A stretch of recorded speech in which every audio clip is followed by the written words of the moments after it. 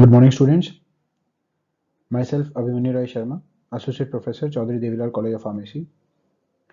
Today we are going to discuss what basically is pharmaceutics. Pharmacy has basically four branches: pharmaceutics, pharmacochemistry, pharmacology, and pharmacognosy.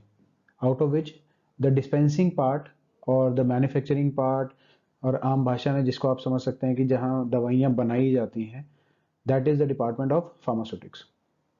इसके अंदर हम basically क्या पढ़ते हैं कि एक फॉर्मुलेशन को कैसे बनाया जाता है, ड्रग कितनी इस्तेमाल करी जाती है, ड्रग के अलावा जो सामान इस्तेमाल किया जाता है वो कितना इस्तेमाल किया जाता है, ये सारा हम इस फार्मास्यूटिक्स डिपार्टमेंट में पढ़ेंगे. So the complete method of dispensing is done in pharmaceutics. So what is pharmaceutics? Pharmaceutics is the discipline of pharmacy that deals with the process of turning a new chemical entity into a medication to be used safely and effectively by the patients.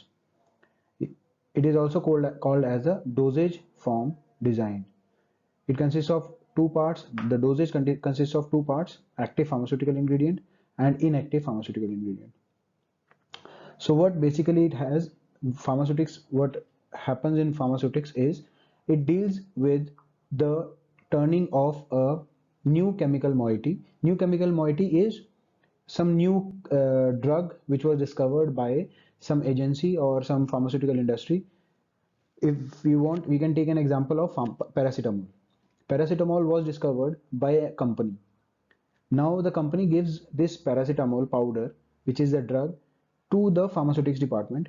What the pharmaceutics people will do, they will turn that paracetamol pure drug into tablet form. If they want it in syrup form, in whatever form possible.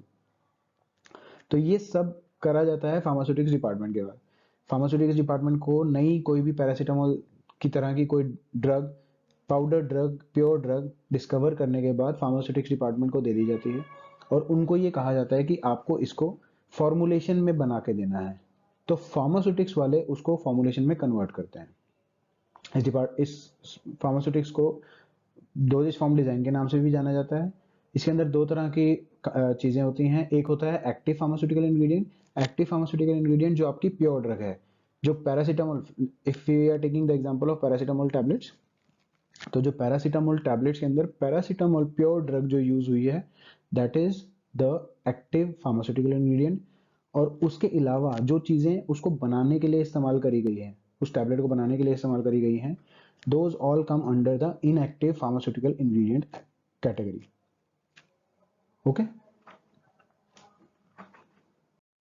so what is basically the active pharmaceutical ingredient?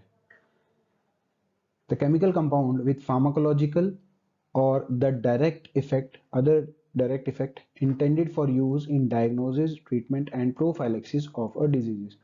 This is a new term for you, pharmacological.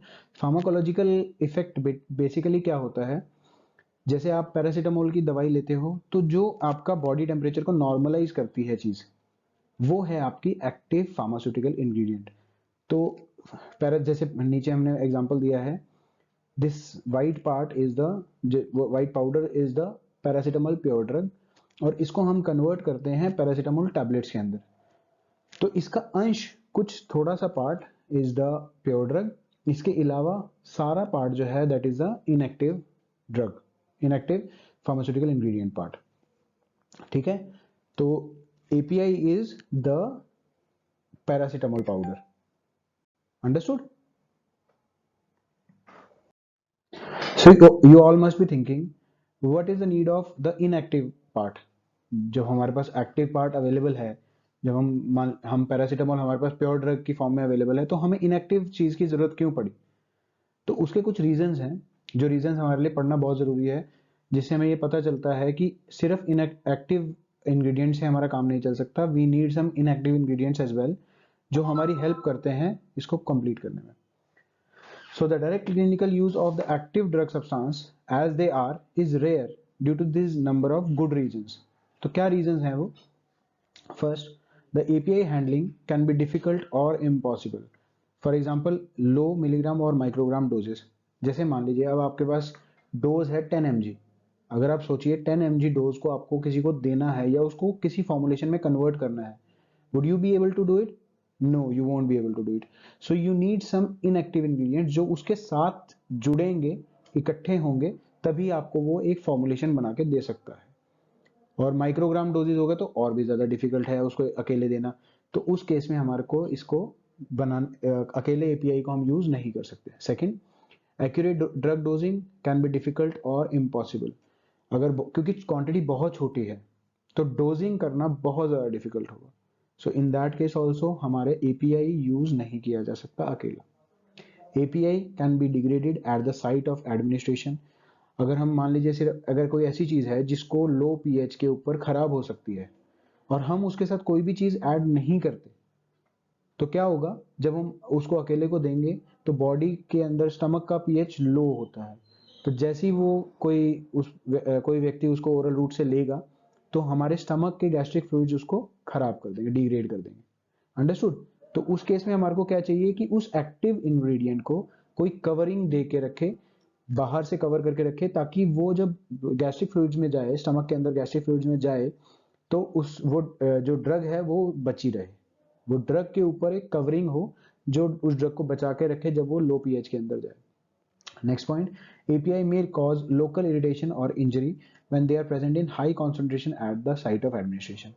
अब जब वो किसी चीज से खराब हो रहे थे तो भी प्रॉब्लम थी, अब वो हमारी बॉडी के कुछ पार्ट्स को खराब भी कर सकते हैं. तो उस केस में भी हमें ध्यान रखना है कि ऐसा ना हो कि वो हमारी बॉडी के कुछ पार्ट्स को खराब कर दे. जैसे आपने मान लीजिए उसको जीभ पे लिया और उसने जीभ के ऊपर ही कोई इरिटेशन कॉज कर दी, ठीक है.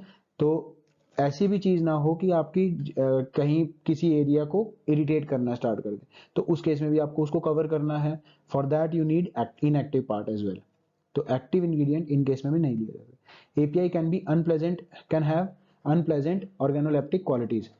जैसे अब कोई चीज बहुत कड़वी है, जैसे ड्रग्स बहुत कड़वी होती हैं, उस केस में आपको उसको नहीं यूज कर सकते. उसमें भी आपको इनएक्टिव इंग्रेडिएंट चाहिए जो आपको उसको कंज्यूमेबल बनाए.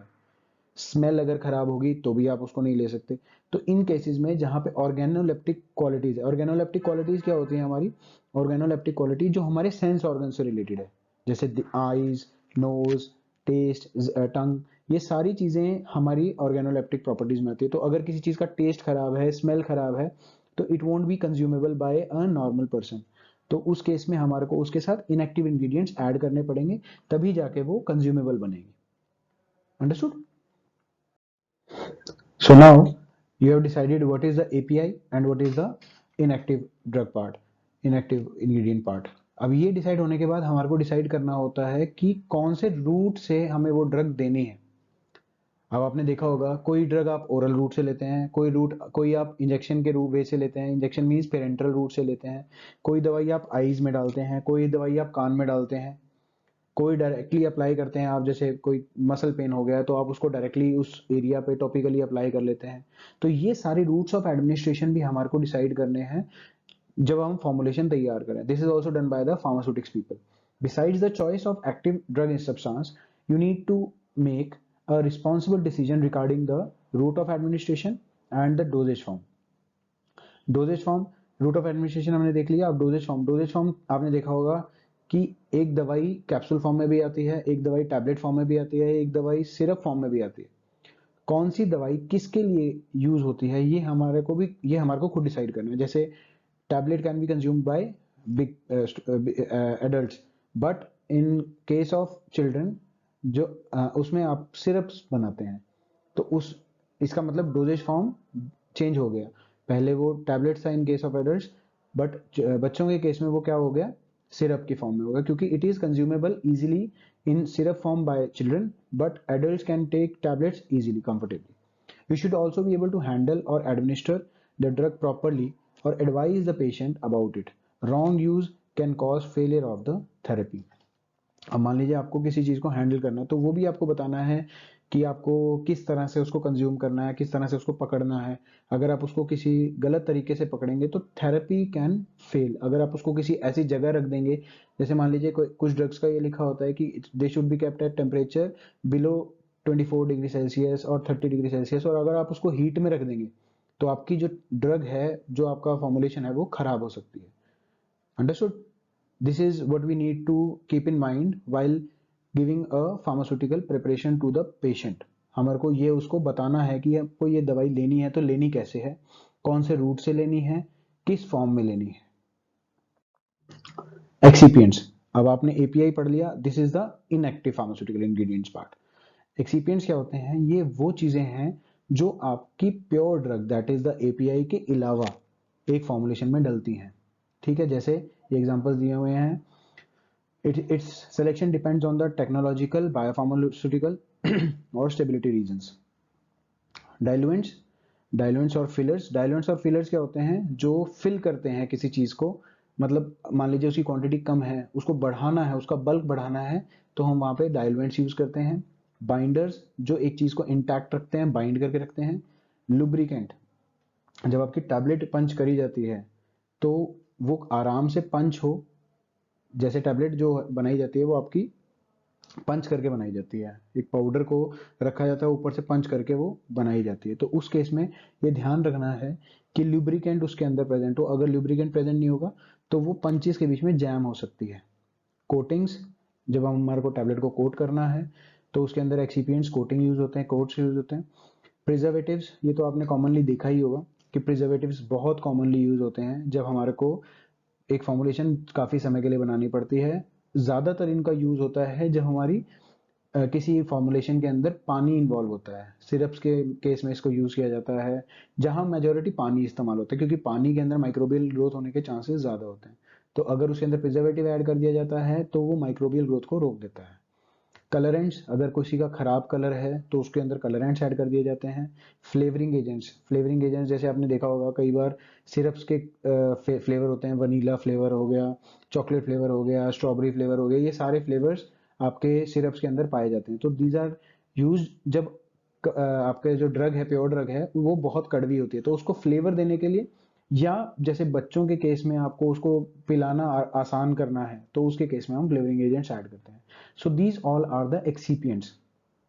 एक्सीपियंट्स क्या हो गए, दोबारा से मैं आपको बता रहा हूँ, एक्टिव फार्मास्यूटिकल इंग्रेडिएंट के अलावा जो चीजें डल रही हैं ये सारी होती हैं इनएक्टिव फार्मास्यूटिकल इंग्रेडिएंट, जिनका फार्माकोलॉजिकल एक्शन मींस उनका काम सिर्फ ये है कि फॉर्मुलेशन प्रॉपर तैयार हो जाए। उनका काम कोई भी एक्शन लेना नहीं होता कि वो बुखार ठीक करेंगे आपका, वो आपके दर्द ठीक करेंगे, वो काम उनका नहीं होता। उनका काम होता है कि जो चीज, जो आपकी प्योर ड्रग एपीआई, जो आपकी प्योर ड्रग है, जो बीमारी को ठीक करने के लिए इस्तेमाल करी जा रही है, उसको कंफर्टेबली बना सकें आप, इसलिए हम इनको इनएक्टिव फार्मास्यूटिकल इंग्रेडिएंट्स को यूज करते हैं।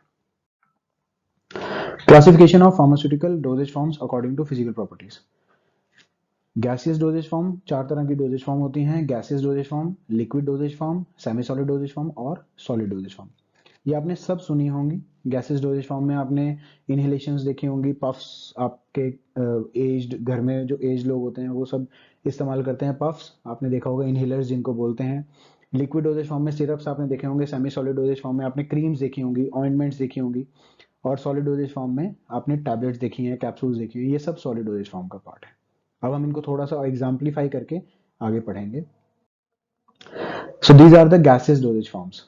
इसके अंदर क्या होता है, मेडिसिनल गैसेस को आप इनहेलेशंस के रूप में लेते हैं। जैसे आपने ये देखा होगा, ये पफ्स लोग इस्तेमाल करते हैं, these are the nebulisers. Nebuliser old patients के अंदर, एस्थमेटिक पेशेंट्स के अंदर these puffs and nebulisers are use. These are the sprays, जो भी इनको भी आप डायरेक्टली स्प्रे की फॉर्म में लगा सकते हैं, गैसियस फॉर्म में ये कन्वर्ट हो जाते हैं। एटोमाइजर्स लगे होते हैं इसके अंदर, जो ये गैसियस फॉर्म में, वेपराइज्ड फॉर्म में इसको निकाल देते हैं। So these all are gases dosage forms. This is the liquid dosage form. Liquid dosage form बेटा तीन तरह की होती है, solutions, emulsions and suspensions. Solutions is one homogeneous phase prepared by dissolving one or more solutes in the solvent. Solute is the part which is lesser in quantity and solvent is the part which is more in quantity. तो solution ऐसे बन जाता है। Emulsions, emulsion is two types. Emulsion में क्या होता है, oil in water type, इसमें दोनों liquids होते हैं, इसमें दोनों लिक्विड होते हैं, एक ऑयल पार्ट होता है, एक वाटर पार्ट होता है। इन दोनों को हम मिक्स करते हैं, मिक्स करके जो चीज बनती है that is known as emulsion. Suspension में क्या होता है, पार्टिकल्स, सॉलिड पार्टिकल्स को हम लिक्विड मीडियम के अंदर डिस्पर्स कर देते हैं। समझ में आई बात। सॉलिड पार्टिकल्स स्मॉल, जैसे पाउडर हो गया, उसको आपने किसी लिक्विड के अंदर डाला, वो मिक्स नहीं हो सकता है, that does not mix in it but gets dispersed throughout the liquid, उसको हम कहते हैं सस्पेंशन। हम आगे लेटर ऑन इसको अच्छे से डिटेल्ड में पढ़ेंगे। आज के लिए इंट्रोडक्शन के लिए सिर्फ यही है कि this is solid particles dispersed in a liquid medium, that is known as the dispersion medium. According to the size of dispersed particles, 1 nanometer to 0.5 millimeter, a molecular colloidal or coarse dispersion can be distinguished. ठीक है, और इसमें सिर्फ एक चीज ध्यान रखनी होती है सस्पेंशन के केस में और इमल्शन के केस में, जैसे आपने देखा होगा शेक वेल बिफोर यूज लिखा होता है इसके ऊपर, कि जब आप इसको इस्तेमाल करें उससे पहले इसको शेक करके इस्तेमाल करें, ताकि पार्टिकल्स जो हैं वो डिस्पर्स हो जाएं पूरे लिक्विड के अंदर। ऐसा ना हो कि आप सिर्फ लिक्विड कंज्यूम कर लें, जो सॉलिड पार्टिकल्स हैं वो सेटल्ड डाउन ही नीचे अंदर रह जाएं, तो उस केस में हमारे को इसको शेक करना होता है। Semi solid dosage form, semi solid dosage form भी आपने देखी होंगी। सेमी सॉलिड डोजेज फॉर्म में जेल्स, क्रीम्स, ऑइंटमेंट्स, पेस्ट, ये सब आपने देखे हुए हैं। ठीक है, इनकी एक एक डेफिनेशन आपको बता देते हैं। Gels, a semi solid system in which liquid phase is constrained within a 3D cross linked matrix. Creams, semi-solid emulsion system, oil in water or water in oil type containing more than 10% of water. Oil in water type creams are more comfortable and cosmetically acceptable as they are less greasy. जैसे आपने देखा होगा कि कुछ creams को आप जब लगाते हैं, अप्लाई करते हैं, तो क्या होगा, ग्रीसी हो जाता है, ऑयली लगता है आपको, जैसे कुछ ऑयल लगाया हुआ है, कोई चिपक चिपक रहा है कुछ, तो वो होती हैं आपकी water in oil type creams. But जो क्रीम्स आपकी आप लगाते हो और आपको कोई ऐसी फीलिंग नहीं आती, ग्रीसीनेस की फीलिंग नहीं आती, वो डायरेक्टली आपको ऐसा लगता है कि कुछ नहीं रहा, those are oil in water type creams. उसमें oil is the internal part, water is the outer part, जो आपको फील नहीं होता। दे आर कंफर्टेबल ऑब्वियसली, क्योंकि कोई ग्रीसीनेस की फीलिंग नहीं है आपकी, कोई टेक्नीनेस की फीलिंग नहीं आती है आपको। So oil in water creams are more comfortable and cosmetically acceptable as they are less greasy and more easily water washable. Water in oil type creams are accommodate and less release better lipophilic API. Lipophilic कौन से हुए, जो oil से डरते हैं, जो oil के पास नहीं जाते, उनके लिए हम यूज करते हैं water in oil type creams. Ointments क्या होते हैं, ointments these are semi solid dosage forms with oleaginous, water soluble और इमल्सिफाइंग बेसिस। ये बेसिस हम सब पढ़ेंगे आगे, जस्ट रीड इट आउट कि ये अभी क्या है, हम इनकी डिटेल्ड व्यू आपका हम बेसिस का पूरा ढंग से ऑइंटमेंट्स के चैप्टर में पढ़ेंगे। इसमें ऑयलेजिनस बेसिस है पेट्रोलेटम, वाटर सॉल्युबल बेसिस हैं कुछ पॉलीथाइलिन ग्लाइकोल और मैक्रोजेल ऑइंटमेंट्स इसके एग्जांपल्स हैं। Paste, these are the semi solid dispersion system. Paste आपने सबने देखा है, उसके अंदर सॉलिड पार्टिकल्स होते हैं जो पेस्ट की फॉर्म में दिए जाते हैं। इनके एग्जांपल्स कुछ मैंने यहाँ पे डायग्राम्स कुछ फोटोज लगाई हैं। जेल की फोटो हो गई है, this is a cream and this is a paste. ठीक है, so this is the second part of semi solid dosage form. दो तरह की, बेटा ये आपने नहीं सुना होगा कभी भी, सेपोजिटरीज और पेसरीज, ये भी एक चीज होती है। These are inserted into the rectum, anal region. These are used for insertion into the vagina.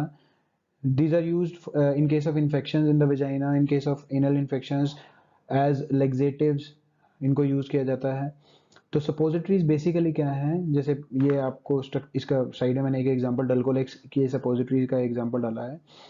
these are these its shape is the white is the suppository, इसको ये शेप दी जाती है ताकि ये कंफर्टेबली इंसर्ट हो जाए एनल रीजन में, vaginal reason में। और इनका क्या होता है, जैसे ये इंसर्ट होती हैं तो बॉडी टेम्परेचर में जाके ये मेल्ट हो जाती हैं और मेडिकामेंट हम इसके अंदर डाल देते हैं, ऑलरेडी इंस्टॉल होता है। तो जब वो मेडिकामेंट इसके अंदर डाला होता है, क्योंकि वो मेल्ट हो जाता है वहां जाके, तो मेडिकामेंट उस एरिया में, उस पूरे एरिया के अंदर, जैसे एनल रीजन के अंदर पूरा फैल जाता है, तो वो आराम से अपना काम कंफर्टेबली कर सकता है। क्योंकि इसका फायदा सिर्फ तब होता है जैसे कोई इन्फेक्शन आपको एनल रीजन में है, आपको लैक्सेटिव इफेक्ट एनल रीजन में देना है, आप ओरल टैबलेट नहीं ले सकते, तो आप उस केस में आप इस चीज को इस्तेमाल कर सकते हैं। These all come under the semi-solid dosage form. Suppositories are used for anal rectal part, and the pessaries are used for vaginal suppositories. So this is the solid dosage form. Solid dosage form दो तरह की होती हैं, unshaped and shaped. Unshaped के अंदर powders आते हैं, shaped के अंदर आपने tablet, capsule, implanters, transdermal patches, lozenges, ये सब सुने होंगे। पाउडर्स एक्सटर्नल यूज के लिए भी यूज होते हैं, इंटरनल यूज के लिए भी यूज होते हैं। एक्सटर्नली भी आपने देखा होगा इनको इस्तेमाल होता है जब कोई चोट लगती है, कोई इन्फेक्शन होता है, तो हम वहाँ पे इसको स्प्रिंकल कर सकते हैं पाउडर को। और बॉडी के अंदर जैसे आपको ओआरएस की फॉर्म में आपको पाउडर को घोल के इस्तेमाल करना है तो वो आप इस्तेमाल करते हैं। शेप्ड के अंदर टैबलेट्स आ गई। Tablets you all have heard, this is a medication usually mixed with a binder, moulded and pressed into a form of tablet. Traditionally they are circular or dish shaped, but more recently they are also used as oblong or different shapes. उसके बाद दूसरा है आपका capsule. Capsules are unidosage forms in which the drug substance is enclosed in either a hard or soft soluble container or shell of suitable form of gelatin. तो capsule में क्या होता है, दो पार्ट्स होते हैं, upper part and lower part, cap और body part. इसके बीच में एनक्लोज कर देते हैं हम पाउडर को, जो हमने जिसको भी फॉर्मुलेट करना है। टैबलेट के केस में प्रॉब्लम क्या आती है, कैप्सूल के केस में हमारे को फायदा क्या होता है, जो टैबलेट में हम नहीं कर सकते। टैबलेट में दो इनकम्पैटिबल चीज़ों को हम इकट्ठे बाइंड नहीं कर सकते, बट कैप्सूल के अंदर दो इनकम्पैटिबल चीज़ें जो आपस में कंपैटिबल नहीं है उनको भी हम यूज़ कर सकते हैं कैप्सूल के अंदर। इम्प्लांटर्स क्या होते हैं बेटा, जैसे आपको कुछ लोगों को पेन रहता है, आर्थराइटिस की प्रॉब्लम रहती है, तो या शुगर की प्रॉब्लम रहती है, तो उनके केस में क्या होता है, बॉडी के अंदर इम्प्लांट कर दी जाती है ड्रग्स, वो होते हैं इम्प्लांटर्स के थ्रू। Implanters are sterile disc inserted surgically into the body tissues and design to release the drugs over extended period of time. उस केस में फायदा क्या होता है कि आपको हर दिन आपको दवाई नहीं लेनी है। इम्प्लांटर्स आपने एक बार इम्प्लांट कर दिए, इम्प्लांट करने के बाद थोड़े दिन तक वो दवाई अपने आप ही रिलीज करते रहते हैं। सो ये फायदा है हमारा इम्प्लांटर्स का। वेरी रेयरली यूज, बहुत कम यूज किए जाते हैं, but are used. It is a form of solid dosage form. Transdermal patches, sports persons को आपने देखा होगा, उनके पैचेस लगे होते हैं, blue colour, red colour, white colour, black colour के पैचेस लगे होते हैं। वो क्या होता है, पैचेस के अंदर दवाई होती है, वो दवाई सिस्टेमिक रूट से एब्जॉर्ब होती रहती है, स्किन के थ्रू सिस्टेमिक रूट से एब्जॉर्ब होती रहती है। ट्रांसडर्मल पैच कहते हैं उसको। जैसे पेन होती है, क्योंकि जैसे जो लोग हैं जिनके मसल में प्रॉब्लम है, मसल एक हो गया, या कोई पेन हो गई किसी एरिया में, कहीं पे भी शोल्डर में हो गई, लेग्स में हो गई, कहीं पे पेन हो गई, तो वो वहां पे ट्रांसडर्मल पैच को लगा देते हैं, और वो पैच से ड्रग धीरे धीरे रिलीज होती रहती है और वो अपना एक्शन करती रहती है, और उनको पेन फील होना, जो उनकी मसल एक है, जो पेन है वो ठीक हो जाती है। लोजेंजेस आपने देखे होंगे, जैसे Vicks, you must have all eaten, Vicks की गोली आप खाते हैं, दैट इज अ लोजेंजेस। इसको सोर थ्रोट के केस में यूज किया जाता है। जैसे इसके अंदर शुगर है, गम्स हैं प्रेजेंट, जो आपके सोर थ्रोट में हेल्प करते हैं, मेडिकेटेड, थोड़ा इसके अंदर थोड़ा बहुत मेडिकेशन भी इस्तेमाल किया जाता है। Thank you. आज एक सिर्फ आपको मैं एक फॉर्मूला इंट्रोडक्शन दिया है कि बेसिकली फार्मास्यूटिक्स क्या है। हम सब्जेक्ट स्टार्ट करेंगे नेक्स्ट लेक्चर में।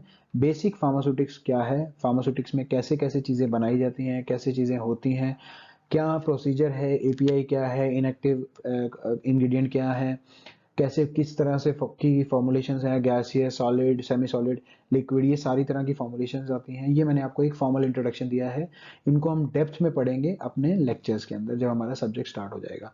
सो I send you the complete syllabus in this lecture, और आप उसको देख लीजिएगा। नेक्स्ट लेक्चर में हम उसी के हिसाब से आगे स्टार्ट करेंगे। Thank you so much.